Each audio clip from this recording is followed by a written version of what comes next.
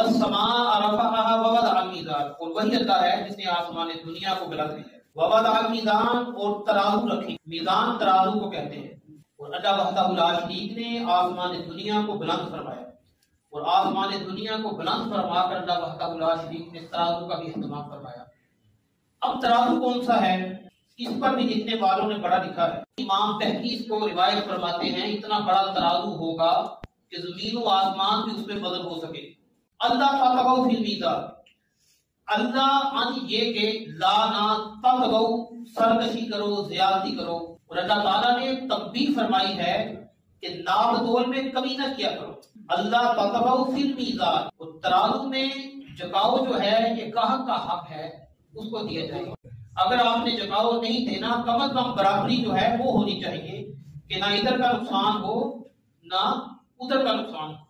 وَأَقِيمُوا الْوَزْنَ بِالْقِسْطِ وَلَا تُكْسِرُوا الْمِيزَانَ، وَأَقِيمُوا الْوَزْنَ، اور وزن جو ہے جو تول ہے اس کو پورا کرو، بالقسط کہتے ہیں انصاف کو، اور تول پورا کرو انصاف کے ساتھ، وَلَا تُكْسِرُوا الْمِيزَانَ، اور اس میں کمی نہ کرو تول کرنے میں، اور کم نہ تولو جب آپ تول کر رہے ہو۔ تو یہاں جب بھی کوئی بھی شخص ہو، جب اسے یہ منصب عطا فرمایا جائے، وہ انصاف کے ساتھ کوشش کرے کہ تول اس نے پورا کر کے دینا ہے۔ کہ بعض اوقات ایسا بھی ہوتا ہے گائے کا حصہ کیا جاتا ہے، اس میں بھی 7 حصے کیے جاتے ہیں، اونٹ کے بھی 7 حصے ہیں، بعض دکاندار بھی ہیں، ان کی طرف بھی اشارہ ہے۔ سب کو اللہ وحدہ لا شریک تنبیہ فرما رہا ہے، ماپ جو ہے کہ پورا والارض وضعها للانام، اور اللہ وحدہ لا شریک نے زمین جو ہے اس کو رکھا ہے للانام، مخلوق کے چلنے کے لیے۔ فیہا، اب زمین کی جو جنس ہے اس کا اللہ وحدہ لا شریک یہاں ذکر خیر فرما رہا ہے۔ فیہا فاکہۃ والنخل ذات الاکمام، فیہا فاکہۃ، میووں کا اہتمام فرما دیا ہے، زمین کے اندر اللہ وحدہ لا شریک نے میوہ جات کا اہتمام فرما دیا ہے۔ والنخل، نخل کہتے ہیں کھجور کو، ذات الاکمام، ایسی کھجور اللہ وحدہ لا شریک نے پیدا فرمائی ہے جس کے اوپر غلاف چڑھا ہوا ہے۔ تو اس کے اندر بھی خالق کائنات کا حسن نظر آتا ہے۔ میں ابھی آتے آتے سوچ رہا تھا کہ ایک انار جو ہے ساری کائنات مل جائے، جیسے انار کے دانے ہوتے ہیں ان کو موتی سمجھ لیجیے، اور اس کے اندر جو موتیوں کا حسن اللہ تعالیٰ نے بچھا دیا ہے، یہی دلیل کافی ہے کہ اللہ وحدہ لا شریک کا کام ہے، کیسا حسن اس کے اندر نظر آتا ہے۔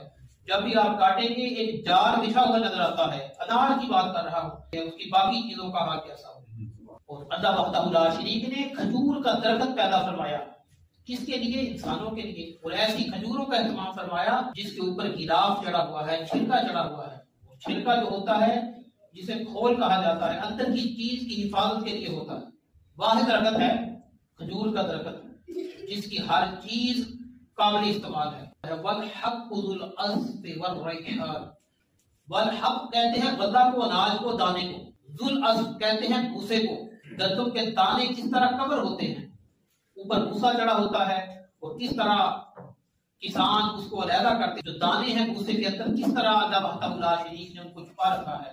جیسے کھجور کے اوپر غلاف نظر آتا ہے، اسی طرح اناج کے اوپر بھی اللہ وحدہ لا شریک نے حفاظت کے لیے کور چڑھا رکھے ہیں تاکہ باہر کی غلاظتوں سے وہ پاک رہے۔ دیکھیں خالق کے کائنات کا کیسا حسن ہے۔ والریحان، ریحان کہتے ہیں ایسا پھول جس کے اندر خوشبو ہوتی ہے۔ تو اللہ وحدہ لا شریک نے خوشبودار پھول پیدا فرمائے ہیں۔ گلاب کو دیکھیے، اس کا اپنا رنگ نظر آتا ہے، سرخ بھی نظر آتے ہیں، سفید بھی ہیں، اور دوسرے رنگوں میں بھی مل جاتے ہیں، اور ان کے اندر خوشبو کیسی اٹھتی ہے، انسان خوش ہو جاتا ہے جب اس کو سونگھتا ہے۔ اسی طرح کلی کو دیکھ لیجیے، اس کے اندر بھی ایک حسن نظر آتا ہے جو سونگھنے سے آپ محسوس کر سکتے ہیں۔ موتیا کو دیکھ لیجیے، باغ میں جائیں، ہزار قسم کے پھول آپ کو نظر آئیں گے جن کو آپ سونگھتے ہیں اور آپ کی طبیعت جو ہے وہ فریش ہے۔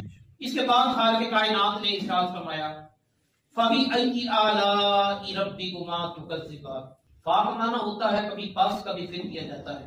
ای کن آلاء نعمتوں کو کہتے ہیں، ربکما اپنے رب کی، یہاں جو خطاب ہے یہ انسانوں سے بھی ہے اور جنوں سے بھی ہے۔ تکذبان، تم جھٹلاؤ گے، اے گروہ جنوں انس یہ تو بتلاؤ تم اپنے رب کی کن کن نعمتوں کو جھٹلاؤ گے۔ تو حضور اکرم صلی اللہ علیہ وآلہ وسلم نے اس سورہ رحمان کو جنوں پر بھی تلاوت فرمایا، انسانوں پر بھی تلاوت فرمایا۔ تو یہ ایسی صورت ہے اگر کینسر کے مریضوں پر پڑی جائے اللہ تعالیٰ اس کو شفائے کلی عطا فرما دیتا ہے۔ بیماروں پر پھونک ماری جائے، جسمانی بیماری ہو یا روحانی بیماری ہو، آفتوں میں انسان جھگڑا ہو، جب سورۃ الرحمن کی تلاوت کرتا ہے اللہ وحدہ لا شریک له اسے صحت تندرستی عطا فرما دیتا ہے۔ یہ پاکستان کے ہسپتالوں میں معمول بن چکا ہے کہ مریضوں کو اس کی آڈیو سنائی جاتی ہے، اور کئی کینسر کے مریض آپ کے اس پاکستان میں اس کو سن کر صحت یاب ہو چکے ہیں۔ الرحمن کے اندر ایک حسن نظر آتا ہے، 31 بار اللہ تعالیٰ نے تکرار کے ساتھ اس ایک آیت کو بار بار لائے ہیں۔ سوال یہ پیدا ہوتا ہے، ایک ہی مرتبہ ہوتا کافی تھا۔ سورۃ الرحمن جس کے اندر 3 رکوع ہیں، 78 آیات ہیں۔ یہ سورت مکی ہے یا مدنی ہے، اس میں اختلاف پایا جاتا ہے، بعض مکی ہونے کی طرف گئے ہیں، بعض مدنی ہونے کی طرف گئے ہیں، لیکن قرآن کے نسخوں پر ہمیں مکی نظر آتا ہے۔ اور قیامت تک کے لیے گروہ جو ہے جن و انس، ان کو خطاب ہے۔ یہ ایسا ہی ہے کہ آپ ٹی وی دیکھتے ہیں، ٹی وی دیکھتے وقت آپ ایک چیز غور کیجیے، پہلے بھی آپ نے کی ہوگی، آپ نے اگر خبر نامہ دیکھنا ہے اس کے پہلے کوئی ایڈورٹائز چلتی ہے، ایک دن آپ دیکھتے ہیں، اگلے دن پھر وہی چل رہی ہوتی ہے۔ یہ چلانے کے لیے 1 مہینے کے انہوں نے پیسے دیے ہوتے ہیں کہ 1 مہینہ ہماری اسی ایڈ کو چلائیں، اس پر ہم آپ کو چلانے پر اتنے پیسے دیں گے، یہ آپس میں ان کا مکمکا ہوا ہوتا ہے۔ تو 1 مہینہ جب ہم ایک ہی چیز کو دیکھتے ہیں تو وہ تکرار کی وجہ سے وہ چیز ہمیں ذہن نشین ہو جاتی ہے۔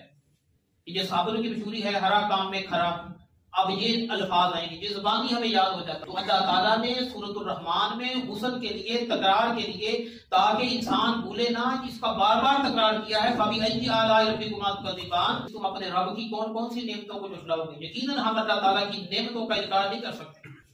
کسی ایک نعمت کا انکار کفران نعمت بن جاتا ہے۔